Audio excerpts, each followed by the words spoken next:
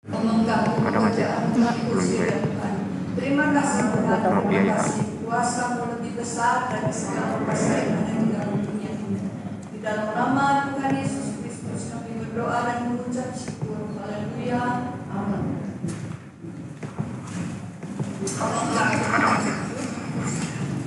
Kita akan naikkan pujian. Naikkan pujian Yesus kepada.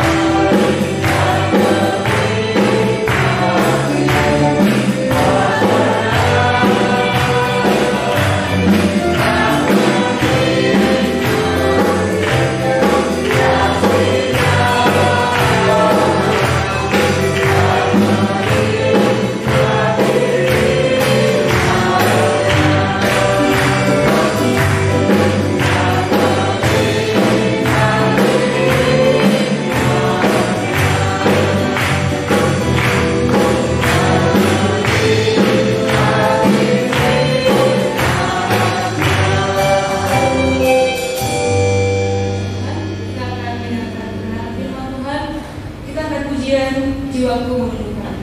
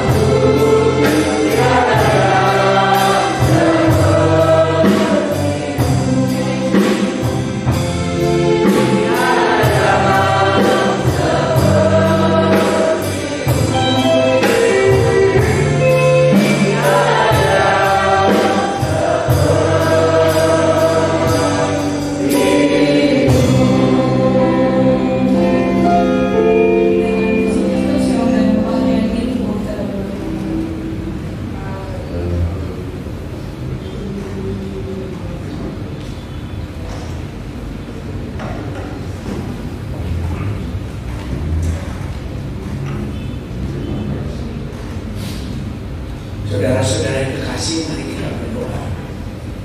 Bapa kami di dalam sorga, Bapa kami di dalam nama Tuhan Yesus, kami bersyukur kepada-Mu Tuhan, kalau sore hari ini kembali kami boleh ada di rumah Tuhan. Engkau yang sudah memberikan kerinduan di dalam hati kami, untuk kami ada bersama-sama di rumah Tuhan. Kami sudah memuliakan nama Tuhan, dan biarlah puji-pujian kami boleh menyenangkan hati Tuhan. Dan kalau sebentar kami akan mendengarkan firman Tuhan. Terima kasih untuk hamba-Mu yang sudah Engkau urapi, yang sudah Engkau persiapkan untuk menyampaikan kebenaran firman Allah bagi kami. Kami jemaat Tuhan yang ada, kami perlu firman Tuhan. Kami perlu nasihat yang dari Tuhan. Kami perlu mendengar suara Tuhan. Biarlah lewat firman Tuhan yang disampaikan Tuhan, kami boleh lebih kuat di dalam kami menjalani kehidupan kami. Terima kasih Tuhan. Di dalam nama Tuhan Yesus kami berdoa dan mengucap syukur. Haleluya. Amin. Tuhan, pada selanjutnya sesuai kepada Tuhan yang Engkau membawakan kita dalam kebenaran.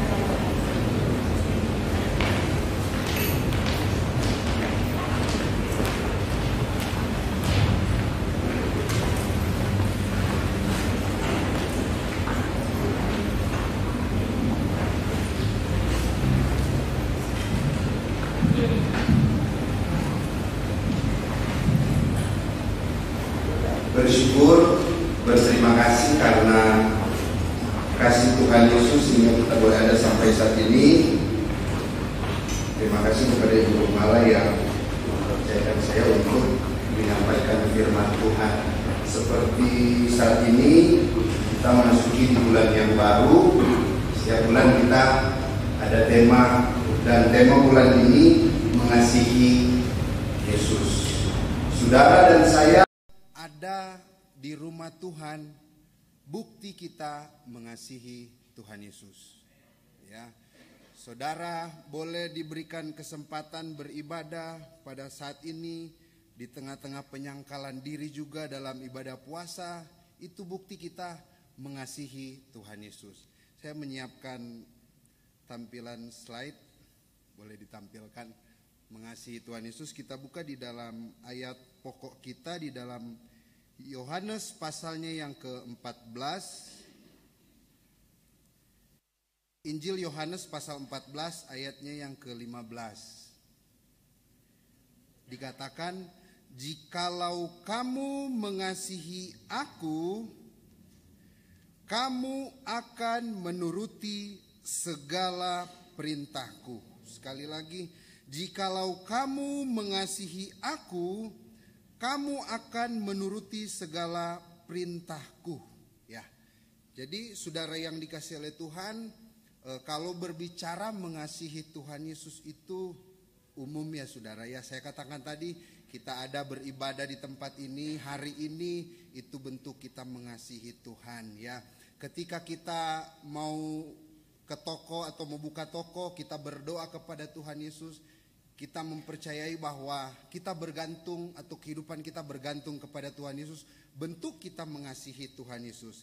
Dan saudara yang dikasihi oleh Tuhan, bentuk dan tindakan atau respon mengasihi Tuhan Yesus yang saya perhatikan dalam Injil Yohanes ini, menuruti segala perintah. Ya, kita telah baca tadi, jika kamu mengasihi aku, kamu akan menuruti segala perintahku. Jadi ketika kita menuruti segala perintah Tuhan, itu respon atau bentuk kita mengasihi Tuhan Yesus. Berikut di dalam ayatnya yang ke-23, Yohanes 14 ayat 23 mengatakan begini.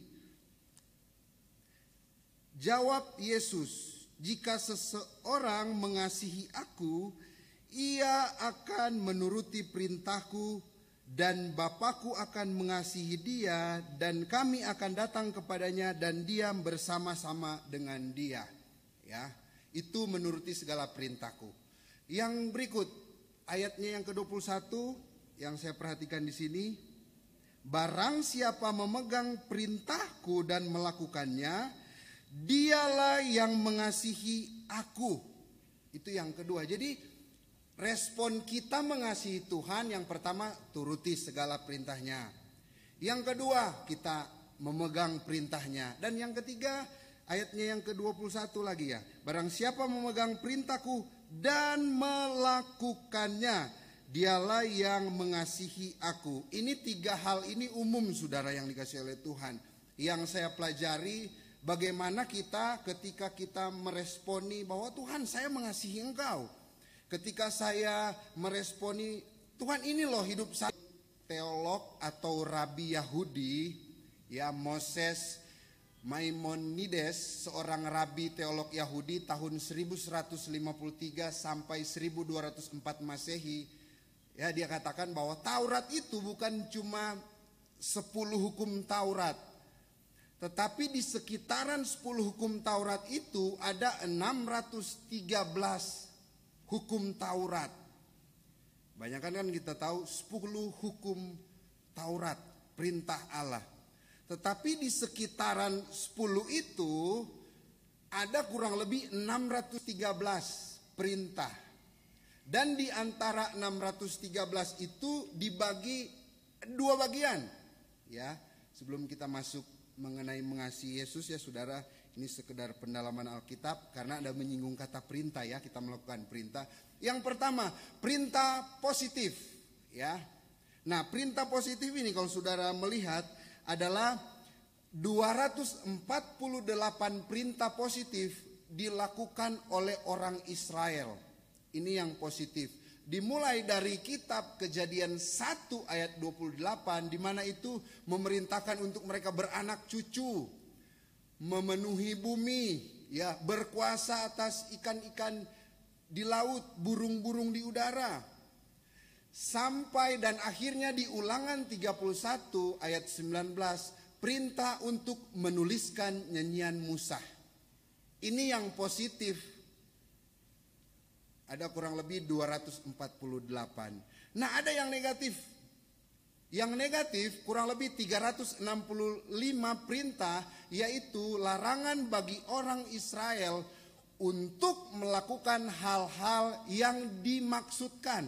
Dimulai dari Kejadian pasal 32 ayat 32, ya, itu larangan memakan daging yang menutupi sendi pangkal paha. 38, larangan untuk memakan lemak dari korban sembelihan. Ya, kita mendapatkan pengetahuan ternyata hukum Taurat itu yang orang Israel percayai, yang orang Israel lakukan, ya, inilah, ya, kurang lebih seperti itu. Nah, saudara yang dikasihi oleh Tuhan, nah, kita lihat next tampilan berikut. Di hukum Taurat kurang lebih ada 613 perintah. Di dalam perjanjian baru itu ada 2 perintah utama, Tuhan dan sesama. Ya, dari 613 jadi 2 secara khususnya itu. Coba kita lihat tampilan berikut. Dikatakan dalam Lukas 10 ayat 27, kasihilah Tuhan Allahmu dengan segenap hatimu, dengan segenap jiwamu, dengan segenap kekuatanmu, dan dengan segenap akal budimu, dan kasihilah sesamamu manusia seperti dirimu sendiri. Jadi ketika 2 hal itu, entah itu perintah dalam perjanjian lama, larangan hukum Taurat, sehingga sampai dalam perjanjian baru, di mana hukum kasih yang Tuhan Yesus ajarkan, saya mengatakan begini saudara, mengasihi Tuhan dan menuruti segala perintah dengan didasari oleh kasih itu. Kasih Kristus. Ya, nah, saya mengambil suatu kisah bagaimana seorang anak begitu luar biasa saudara yang dikasihi oleh Tuhan. Kehidupannya itu walaupun bisa dikatakan usia remaja anak, tapi luar biasa yang saya pelajari dari kisah seorang anak ini. Minggu lalu hari Minggu Tuhan berbicara bisa melalui keledai saudara untuk menyatakan suatu kebenaran. Tuhan bisa pakai ikan besar untuk menyatakan suatu rencana Tuhan. Ya, banyak cara Tuhan. Dan saat ini Tuhan juga akan pakai seorang anak untuk kita merenungkan. Ternyata selama ini saya mengasihi Tuhan itu hanya sebatas kadar mungkin kecil. Ternyata selama ini saya melakukan apa yang Tuhan inginkan hanya terlihat saja. Kita lihat di dalam Injil Yohanes pasal yang ke-6. Yohanes 6 kita akan baca ayat yang pertama sampai yang ke-13. Kalau tidak keberatan kita baca secara bergantian saudara. Saya ayat pertama, saudara ayat yang kedua sampai ayat yang ke-13. Injil Yohanes pasal 6. Saya mulai ayat yang pertama dan kita bergantian. Yesus memberi makan 5.000 orang. Sesudah itu Yesus berangkat ke seberang danau Galilea, yaitu danau Tiberias.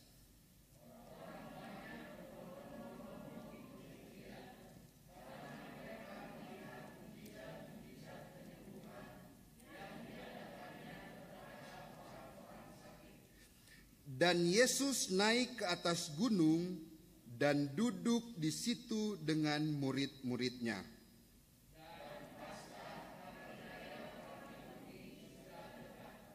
Ketika Yesus memandang sekelilingnya dan melihat bahwa orang banyak berbondong-bondong datang kepadanya, berkatalah ia kepada Filipus, "Di manakah kita akan membeli roti supaya mereka ini dapat makan?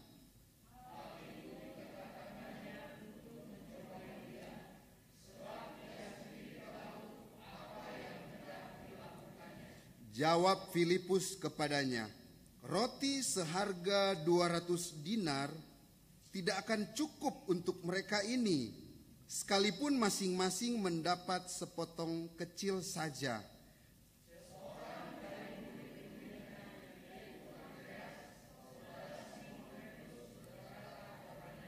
Di sini ada seorang anak yang mempunyai 5 roti jelai dan 2 ikan. Tetapi apakah artinya itu untuk orang sebanyak ini?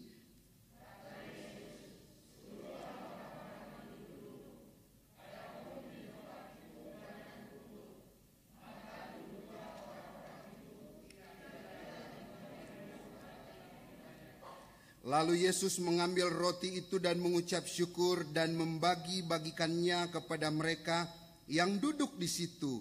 Demikian juga dibuatnya dengan ikan-ikan itu sebanyak yang mereka kehendaki.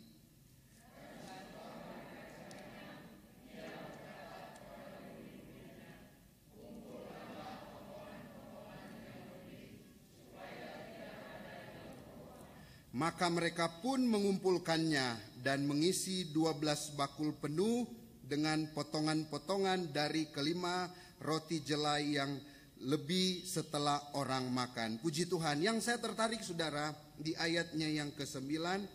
Di sini ada seorang anak yang mempunyai 5 roti jelai dan 2 ikan. Dalam kisah ini saudara yang dikasih oleh Tuhan, bagaimana Yesus memberi makan 5.000 orang laki-laki. Catat. Nah, 2 murid Yesus panik sebenarnya ya. Aduh, bagaimana ini kita bisa mau kasih makan ini orang-orang yang mengikuti kita, ya, panik. Dan singkat cerita dikatakan seorang dari murid yaitu Andreas, saudara Simon, berkata kepadanya, di sini ada seorang anak yang mempunyai 5 roti jelai dan 2 ikan. Ya, tetapi apakah artinya itu untuk orang sebanyak ini? Di tengah-tengah bisa dikatakan masalah yang dihadapi Yesus dan murid-murid pada waktu itu, muncullah seorang anak. Saudara, saya memperhatikan di sini ya, seorang anak. Berarti dia telah melihat, dia telah mendengar bagaimana Yesus yang fenomenal itu, yang berada pada waktu itu di Galilea, di Yudea, di mana Yesus ada bisa melakukan mujizat, di mana Yesus berada bisa melakukan hal-hal yang di luar kemampuan manusia. Sehingga itu mungkin anak itu tertarik mengikuti Yesus. Tetapi bukan saja dia mengikuti Yesus, dia membawa bekal. Anak-anak loh saudara. Ya. Yang saya perhatikan, anak ini adalah anak yang luar biasa. Ada iman yang muncul dari anak ini. Di usia remaja mungkin ya. Paling kalau usia remaja saudara, hari-hari ini saudara kalau mau cari mereka di mana? Ya. Kebanyakan di rumah ya karena corona. Tapi kalau misalnya tidak ada corona, kebanyakan di warnet dan lain sebagainya. Ya. Atau kalau bisa dikatakan untuk anak-anak sekarang sangat jauh berbeda gitu ya. Namanya anak-anak. Tapi anak ini dia memiliki iman. Roma katakan iman timbul dari pendengaran akan firman Tuhan. Berarti sudah ada iman anak ini sehingga dalam misalnya rombongan pada waktu itu adalah anak itu dia ikut bersama-sama, bahkan membawa bekal 5 roti dan 2 ikan. Nah, di sini saya melihat bahwa ada pelajaran penting dari seorang anak yang mengasihi Tuhan Yesus. Sekali lagi, pelajaran penting dari seorang anak yang mengasihi Tuhan Yesus yang mungkin boleh memberkati kita pada sore hari ini. Yang pertama saudara yang dikasihi oleh Tuhan, saya perhatikan anak ini dia memiliki 5 roti dan 2 ikan bekalnya. Dan ketika Yesus dan murid-murid bisa dikatakan untuk memberi makan 5.000 orang ini kesulitan saudara ya. Kesulitan pada waktu itu sehingga anak ini ya tampil dengan 5 roti dan 2 ikan kasih kepada Yesus. Dan apa yang terjadi? Singkat cerita saudara telah baca tadi, bisa mengenyangkan 5.000 orang laki-laki. Dan saya merenungkan bahwa benar luar biasa, seorang anak ini ketika dia mengasihi Yesus, dia melakukan apa yang Yesus inginkan, berbagi apa yang ada pada dia, dia berikan kepada Tuhan Yesus, sang pembuat atau sang pembuat mujizat yang bisa melipat gandakan, yang bisa melakukan hal-hal yang besar. Dia kasih kepada Tuhan Yesus sehingga dilipat kali gandakan roti dan ikan itu. Bentuk dia mengasihi Tuhan Yesus. Coba kita lihat tampilannya. Jadi saudara yang dikasih oleh Tuhan, bahwa apapun yang kita berikan, bentuk kasih kita kepada Yesus, itu semua tidak percuma, tidak sia-sia. 1 Korintus 15 ayat 58, jerih payah kita di dalam Tuhan tidak pernah sia-sia. Anak ini mengingatkan kita, selama ini ternyata kita dalam ikut Tuhan, selama ini kita dalam melakukan apa yang Tuhan inginkan, selama ini kita melakukan perintah-perintah Tuhan, mungkin dalam tanda kutip ada sesuatu seperti saya akan beri kepada Tuhan dan Tuhan akan beri kepada saya. Ya, apa bedanya saudara itu dengan kita main judi, saudara ya? Saya mau kasih ini kepada Tuhan, toh Tuhan akan mau balas ke saya. Motivasi itu salah, saudara. Kita mau kasih kepada Tuhan, bentuk kita mengasihi Tuhan. Mengasihi lebih sungguh. Mengasihi lebih sungguh. Nah, ini saudara kata-katanya. Apa saudara?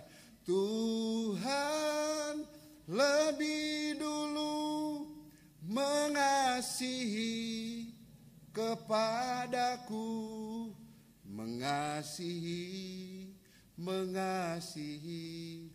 lebih sungguh. Jadi saudara yang dikasihi oleh Tuhan, dalam kita mengiring akan Tuhan, dalam kita melakukan apa yang Tuhan inginkan, yang tertulis dalam firman Tuhan, biarlah motivasi kita benar dan kita yakini bahwa apapun yang kita lakukan untuk Tuhan, apapun yang kita lakukan untuk pekerjaan Tuhan, itu semua tidak akan sia-sia, tidak akan percuma. Ada hal-hal yang besar yang kita akan boleh melihat, hal-hal yang spektakuler.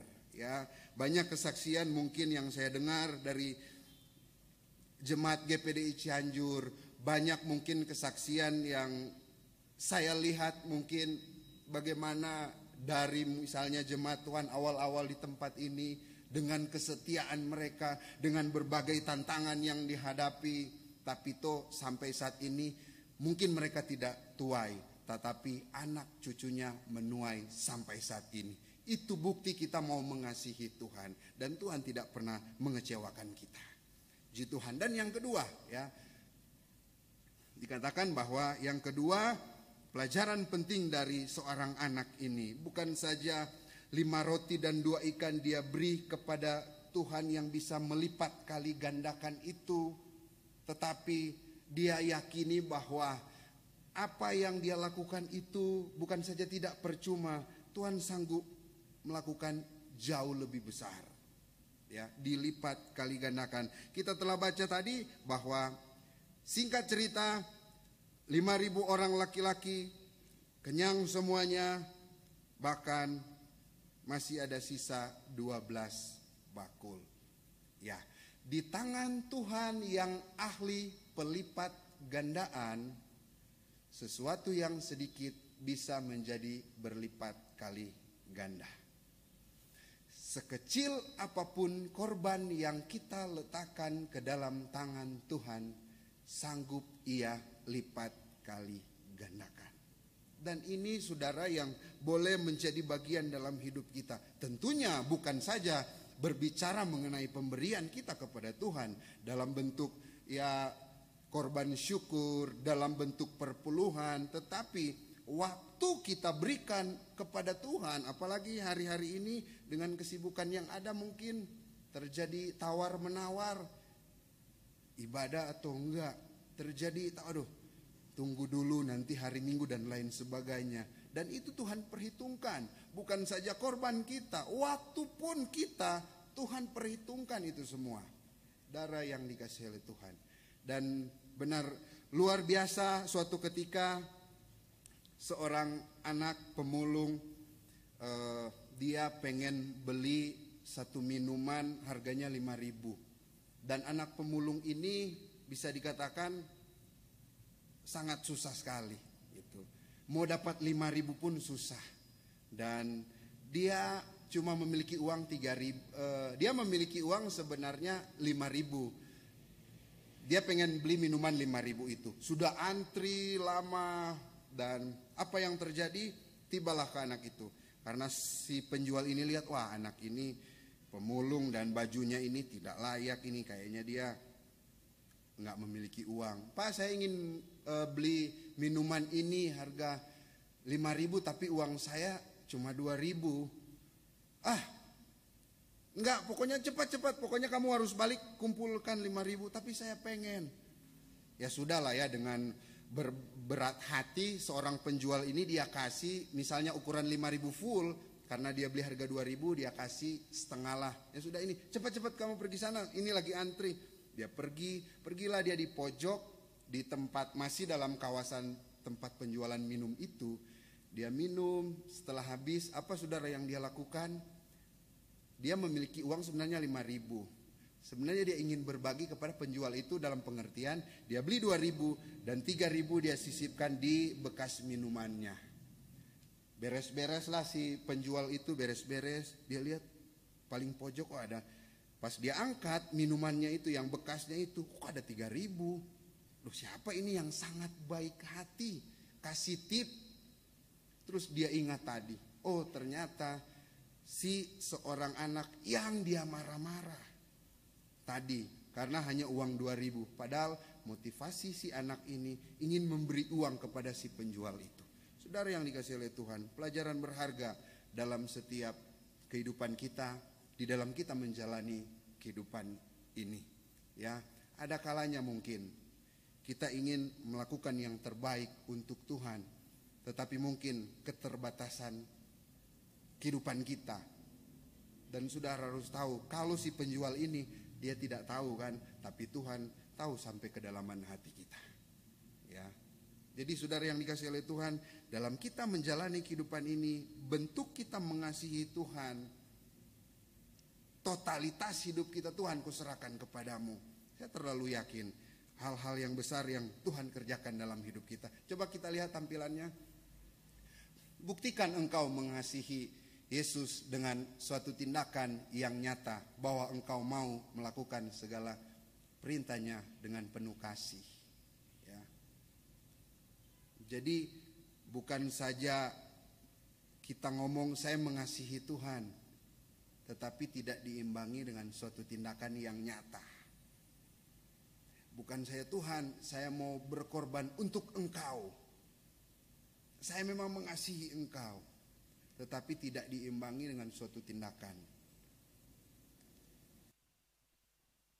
Saudara yang dikasihi oleh Tuhan, ada di Maleakhi memang dikatakan bahwa persembahkan kepada Tuhan itu ya kurang lebih ada yang jadi ditegur, cacat lah dan lain sebagainya. Ada kalanya kita nanti sudah memang mentok jalannya, waduh baru ingat, oh Tuhan. Tapi mungkin saat kita ada dalam puncak prestasi, jarang kita, oh Tuhan. Kebanyakan kalau misalnya kita ada dalam tekanan, baru ada Tuhan Yesus. Jadi bisa dikatakan Tuhan Yesus itu jadi nomor 2 atau nomor 3. Padahal ketika kita komitmen, oh saya memang mengasihi Tuhan, Matius 6 ayat 33, kita cari kerajaan Allah dan kebenarannya. Yang lain Tuhan bisa tambahkan. Tapi kenyataan hari-hari ini gereja Tuhan, bahkan saya membaca satu buku topik mengenai gereja online. Ya, jadi sudah dipersiapkan bahwa kalau memang COVID-19 lama, mereka akan menyiapkan gereja online di rumah masing-masing dengan cara mereka gitu. Sampai ada teman saya ada komen di sosial media bahwa sangat jauh berbeda ibadah online dan offline. Kalau ibadah offline, kita memang mempersiapkan baik baju kita, lakukan yang terbaik, datang kepada Tuhan. Bisa dikatakan kita memberi bukan jasmani saja yang terbaik, tapi rohani kita yang terbaik. Tapi mungkin kalau online kita tidak tahu. Sementara nonton mungkin ada yang sambil tidur-tiduran, pakai handsfree dan lain sebagainya. Atau mohon maaf, kakinya diangkat di meja sambil nonton. Itu kan terlihat benar-benar dia mengasihi Tuhan atau tidak. Memang kita tidak bisa melihat, ya. Kan Tuhan tahu sampai kedalaman hati. Oke, seperti itu saudara. Tetapi dari hati akan meluap suatu tindakan. Kalau hati kita memang tertanam, saya mengasihi Tuhan. Mau ibadah online, offline, saya menyediakan hati saya yang terbaik untuk Tuhan. Ya, apalagi sekarang bisa dikatakan sekolah juga, sekolah online, dan saya kasih masukan kepada khususnya yang rekan guru di SMP. Kalau misalnya tahun ajaran baru mengajar, saya mau ketika walaupun online, tapi anak-anak pakai seragam gitu. Jadi memang kelihatan, oh ini mandi ikut pelajaran gitu ya. Kelihatan mandi dan memang dia siapkan. Nah saudara yang dikasihi oleh Tuhan, coba kita lihat tampilan terakhir. Bagaimana kita bisa mampu dalam kita melakukan perintah Tuhan. Nah kalau saudara kembali di ayat yang terakhir, Yohanes pasal 14 ayat 15, temanya Yesus menjanjikan penghibur. Artinya bahwa Yesus tahu bahwa manusia itu terbatas. Yesus tahu manusia itu lemah. Murid-murid terbatas dan lemah. Yesus akan pergi kepada Bapa dan meminta penolong yang lain untuk memberikan penolong, yaitu Roh Kudus yang akan memampukan kita. Dan saya mau katakan kita kepada sore hari ini bahwa saudara sekali lagi ada sampai saat ini karena Roh Kudus boleh bekerja dalam setiap pribadi lepas pribadi. Dalam kita menjalani kehidupan ini, Roh Kuduslah yang mengingatkan. Hari Rabu itu ada ibadah pendalaman Alkitab. Roh Kudus yang mengingatkan kamu sudah mulai salah jalan. Roh Kudus boleh mengingatkan kamu sudah mulai bergantung kepada dunia ini. Roh Kudus yang mengingatkan kamu sudah mau mengandalkan dunia ini. Ya tadi kan melakukan perintah, berpegang kepada perintah. Ya, nggak usah takut, nggak usah khawatir saudara yang dikasihi oleh Tuhan. Saya percaya kita mampu, kita kuat, kita bisa mengasihi Tuhan, totalitas hidup kita untuk Tuhan. Sehingga dalam setiap langkah-langkah kehidupan kita, kita telah mengasihi Sang Pemberi nafas hidup itu. Kita telah mengasihi yang menciptakan kita. Untuk hal-hal yang lain Tuhan akan nyatakan itu semua. Kesehatan, kekuatan, pekerjaan, anak-anak, karir kita di dalam Tuhan pasti itu selalu berhasil. Ada lagu mengatakan, kasih Yesus indah dalam hidupku. Dari lagu itu, lagu lama ciptaan Bapak Gembala kita. Ketika bait pertama itu saja saudara kita nyanyi dan kita merenungkan, kasih Yesus itu indah dalam hidupku. Kan banyak hari-hari ini keindahan-keindahan yang fana yang ada di sekitar kita. Tapi ketika ada kasih Yesus yang indah dalam hidup kita, kita juga mengaplikasikannya. Tuhan, saya mau mengasihi Engkau juga. Saya telah merasakan kasih yang indah itu, saya akan tularkan kepada banyak orang sehingga nama Tuhan dipermuliakan. Puji Tuhan, sekian renungan firman Tuhan dan saya mengundang pemain musik. Kita akan menyanyikan pujian yang tadi, kasih Yesus indah dalam hidupku.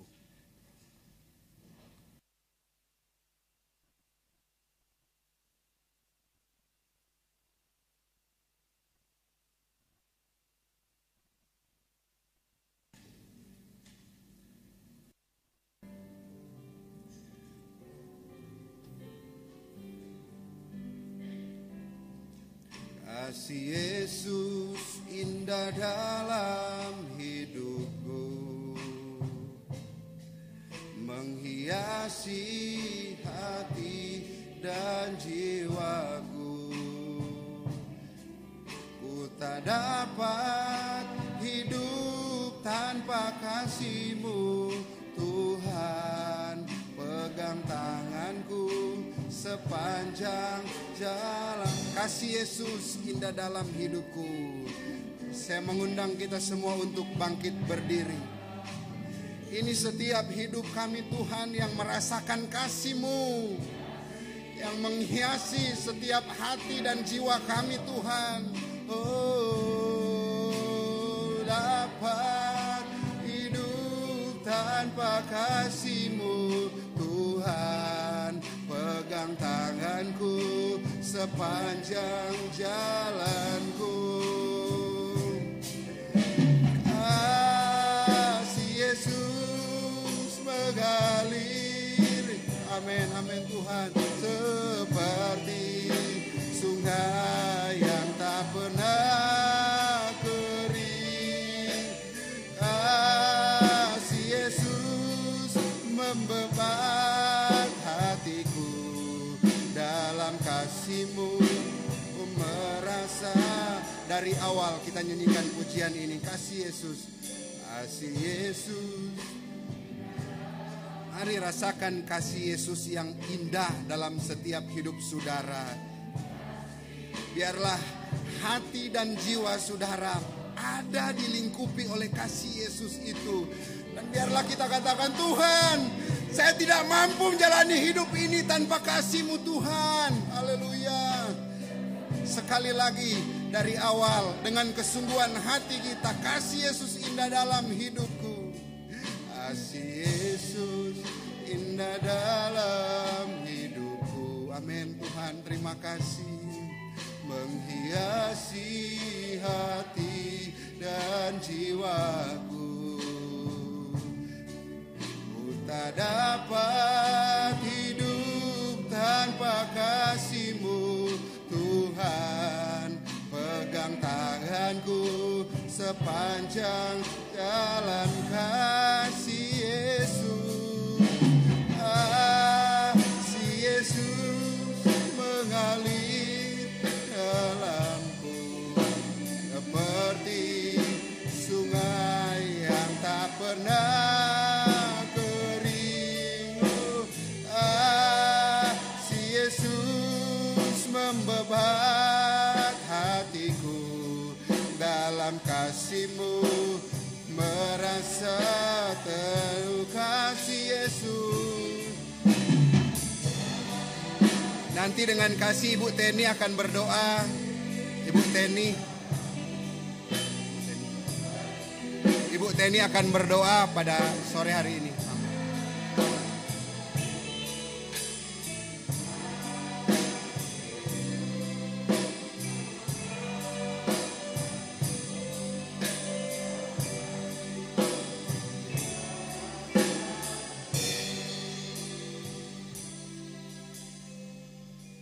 Saudara-saudara terkasih, mari kita berdoa. Terima kasih Tuhan Yesus untuk firman-Mu yang sudah kami dengar. Biar firman-Mu boleh tertanam di dalam hati kami masing-masing Tuhan. Terima kasih Tuhan, biarlah kami boleh mengasihi Engkau dengan segenap hati kami Tuhan. Seperti seorang anak kecil Tuhan Yesus yang mau memberikan 5 roti dan 2 ikan Tuhan. Biarlah kami senantiasa mengasihi Engkau Tuhan. Mengasihi Engkau Tuhan Yesus. Kami juga boleh mengasihi sesama kami Tuhan. Kami boleh memberi kepada orang lain Tuhan. Terima kasih Bapa, terima kasih. Memberkati hamba-Mu yang sudah menyampaikan firman-Mu. Bila Tuhan pakai lebih heran lagi menjadi berkat Tuhan. Terima kasih Bapa. Kalau sebentar kami akan memberikan persembahan, sucikan tangan-tangan kami Tuhan. Bila kami boleh memberi dengan sukacita. Terima kasih Bapa, di dalam nama Tuhan Yesus Kristus kami sudah berdoa dan mengucap syukur. Haleluya, amin.